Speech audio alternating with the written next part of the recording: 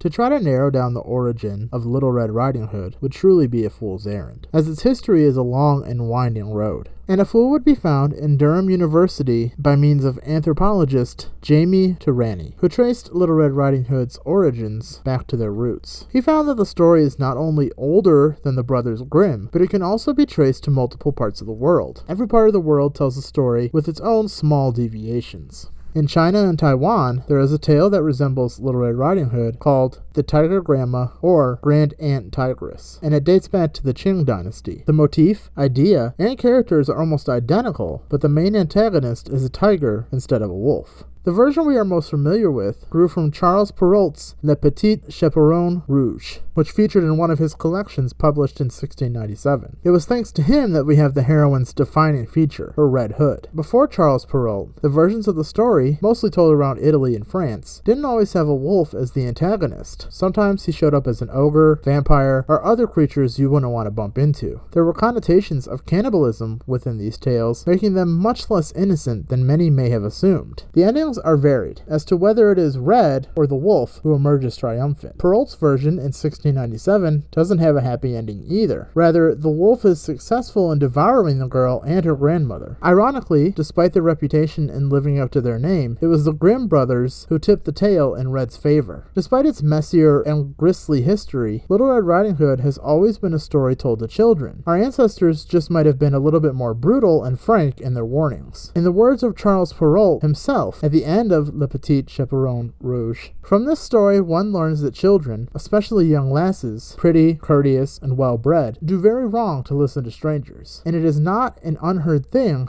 if the wolf is thereby provided with his dinner. I say wolf, for all wolves are not of the same sort. There is one kind with the amenable disposition, neither noisy, nor hateful, nor angry, but tame, obliging, and gentle, following the young maids in the streets, even into their homes. Alas, who does not know that these gentle wolves, of all such creatures, are the most dangerous? And when it comes to this week's episode, we take a look into a song in which the narrator tries to prove to the woman he is attempting to court that he is not a wolf. Or is he? The 1966 hit by Sam the Sham and the Pharaohs, Hey there, Little Red Riding Hood, Little Red Riding Hood, even bad wolves can be good.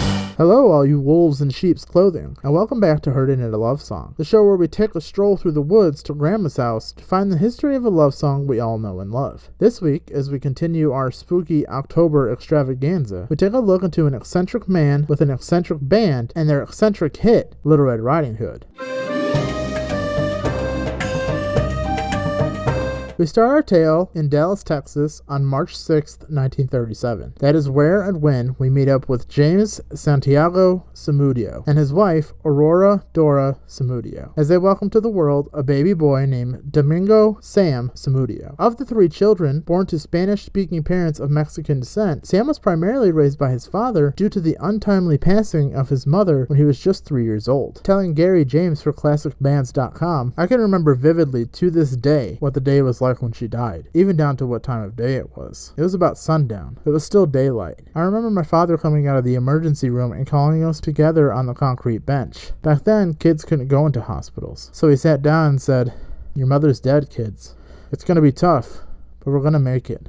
So he sat there and he cried. All of us cried. I learned one thing from my father: men cry. Sam began singing in the 2nd grade when he was chosen to represent his school in a live radio performance, and he began playing the guitar several years later. Following high school graduation, Sam joined the Navy, where he was known as Big Sam. While deployed, he lived in Panama for 6 years, and during his deployment, Sam often acted as the MC during dances and became a crowd favorite due to his onstage antics. In 1961, Sam returned home to Texas and enrolled in music history courses at Arlington State College, now the University of Texas at Arlington. I was studying classical in the daytime and playing rock and roll all night. That lasted about 2 years before I dropped out to become a carny, he recalled to Texas Monthly. And just who was it that he was playing rock and roll with? Well, it was a band he put together called the Pharaohs. the name inspired from the costumes worn by Yul Brynner as the Pharaoh in Cecil B. DeMille's 1956 film, The Ten Commandments. In 1962, the group made a record that did not sell, and the Pharaohs disbanded in 1962 as well. After dropping out of university, and following his brief stint working as the aforementioned Carney, Sam returned to music in 1963 as an organist for a Louisiana-based band, Andy and the Night Riders. In June of 1963, the band hit the road in their tricked-out 1952 Packard hearse and slowly made their way towards Memphis. Soon after establishing themselves as the house band at the Diplomat, bandleader Andy Anderson returned to Texas, leaving Sam as the new lead singer. Along with new leadership came a new name and a fresh new look for his band. By that time, everyone was calling me Sam, short for Samudio, and what I was doing, fronting the band and cutting up,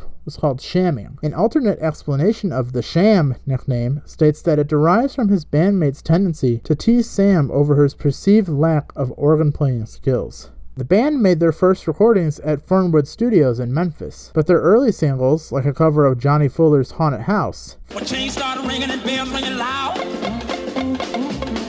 I knew I moved in a haunted house. When bells started ringing and chains ran loud, I knew I'd moved in a haunted house. failed to catch on outside of a regional market. Undeterred, Sam the Sham and the Pharaohs entered the famed Sam Phillips recording studio in Memphis. The Phillips recording studio was home to Sun Records, which had artists like Johnny Cash, B.B. King, Roy Orbison, Elvis Presley, Jerry Lee Lewis, and Ike Turner. Oh, brother, this guy stinks! So it was the summer of 1964, and Sam and his Pharaohs were determined to take another stab at a hit.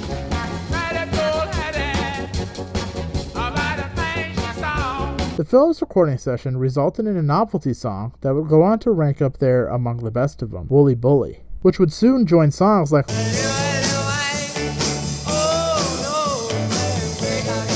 and you'll start crying.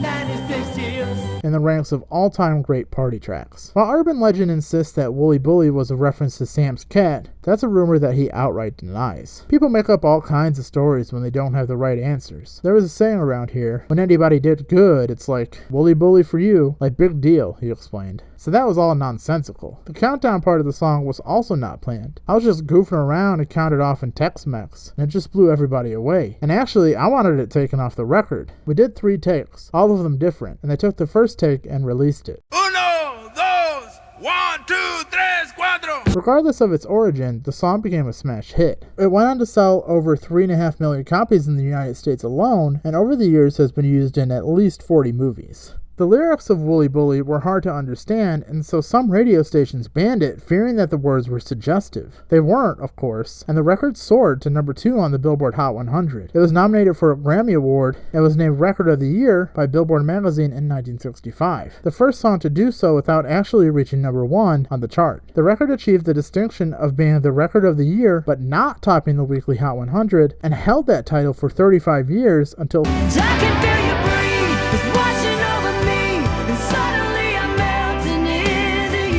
Standing here until you make me move. I'm hanging by a moment here with you. in 2000 and 2001 respectively. Wooly Bully is also notable for being the first American record to sell 1 million copies during the British invasion, a period in which British bands dominated. And as Sam put it, we kicked the Beatles' butt. The Pharaohs followed up Wooly Bully with a few minor hits like Juju Hand,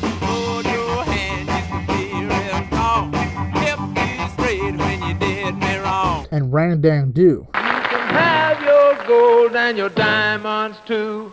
All I want is a ring dang do. And toured the world in support of legendary acts like the Beach Boys, James Brown, and Sonny and Cher. In late 1965, mere months after the release of Wooly Bully, the Pharaohs disbanded again after disagreements regarding the finances and creative direction of the band. While in New York, Sam recruited the group Tony G and the Gypsies to play as the latest version of his Pharaohs. And in the following year, Sam the Sham released the novelty tune Lil Red Riding Hood, which became the group's second huge hit, but more on that later. As MGM pressured him to produce another hit, Sam the Sham recorded a string of cartoonish songs that peaked with a minor hit, The Hair on My Chinny Chin Chin. I swear by the hair on my chinny chin chin, I'm gonna find a way to get in. As the rotating door of new band members became the standard, Sam recorded as the Sam the Sham Review, complete with his own group of female backup singers that aptly named the Shamettes, comprised of Fran Curcio, Lorraine Gennaro, and Jane Anderson, but more on them later. In January of 1967, Sam reached the Billboard Top 40 one last time with the song,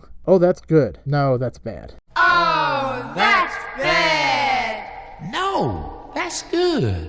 And despite releasing several other minor hits, Sam the Sham lost relevance as rock and roll began tackling issues like Vietnam and civil rights. Sam the Sham and the Pharaohs, by this time, had unfortunately painted themselves into a corner by recording so many novelty songs. And by 1970, Sam had broken up the band for good. Moving to Atlantic Records, the most respected R&B label at the time, he released Sam, Hard and Heavy. The record was a collection of blues songs he put his heart into, featuring covers of Otis Rush, John Lee Hooker, and Big Bill Broonzy's Keys to the Highway. I got the key to the highway, and I'm built out and bound to go.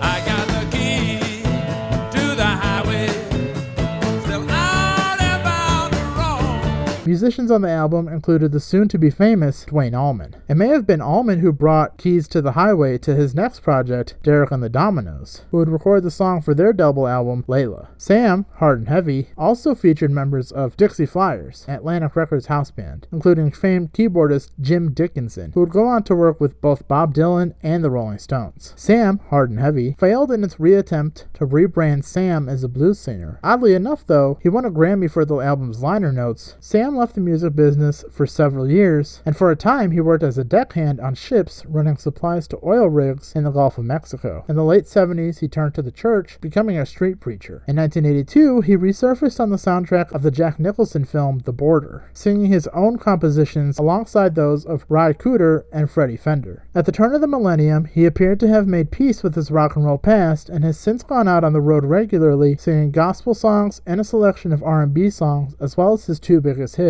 Wooly Bully and Little Red Riding Hood. After landing back in Memphis, Sam returned his attention to religious and charitable duties. He began teaching Bible classes in prison and worked as an interpreter for healthcare ministries, which sent doctors to impoverished communities in South America. He was inducted into the Memphis Hall of Fame in 2016. But let's take it back to 1966. What a big heart I have, the better to love you with.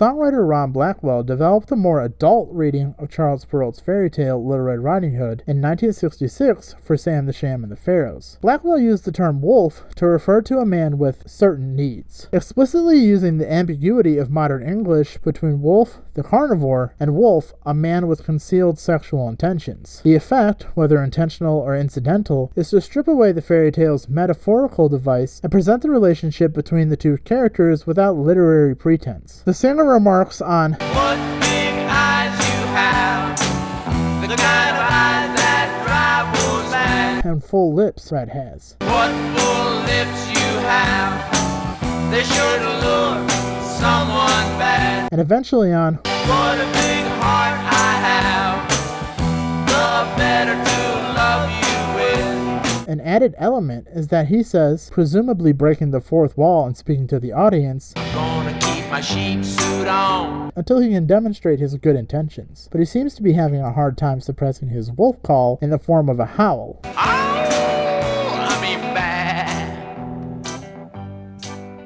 Bad. Artists that have covered the song include the Royal Guardsmen, Hey there, Little Red Riding Hood, you sure are looking good. 999, Hey there, Little Red Riding Hood, you sure are looking good. the Bobs, Hey there, Little Red Riding Hood, you sure are looking good. Bowling for Soup, for use in the werewolf movie Cursed, which is another batshit movie you need to see. Hey there, Little Red Riding Hood, you sure are looking good. The Meteors, Hey there, Little Red Riding Hood, you sure are looking good. and to promote her movie Red Riding Hood, Amanda Seyfried. Hey there, Little Red Riding Hood, you sure are looking good. When Little Red Riding Hood took off, the group's record label, MGM, had the Shamettes release an answer song called Hey There Big Bad Wolf. Hey there, big bad wolf. You've been following me through the woods. Lil Red Riding Hood was Sam the Sham and the Pharaohs' second top 10 hit, reaching number 2 on the Billboard Hot 100 in August 1966, and it was certified gold by the RIAA on August 11, 1966. The song was used in a 2012 Volvo commercial. Hey there, little Red Riding Hood. You sure are looking good. You're everything. As well as the TV show Grimm in 2014. There's also a song called Little Red Riding Hood by the Big Bopper, which has nothing in common with Little Red Riding Hood by Sam the Sham. Let me in, honey. This is the Big Bopper knocking. Hello, a Little Red Riding Hood. Little Red Riding Hood comes in at 112 beats per minute. My favorite thing about Little Red Riding Hood is that it's campy as hell. It's fun, it's a great twist on the fairy tale itself. There's something about Sam's delivery that makes him out to be an innocent wolf in a pack of not-so-innocent wolves. This week's Love Homework turns away from wolves and gears towards the paranormal, with the song Ghost by Redder. I think I'm in love with your ghost.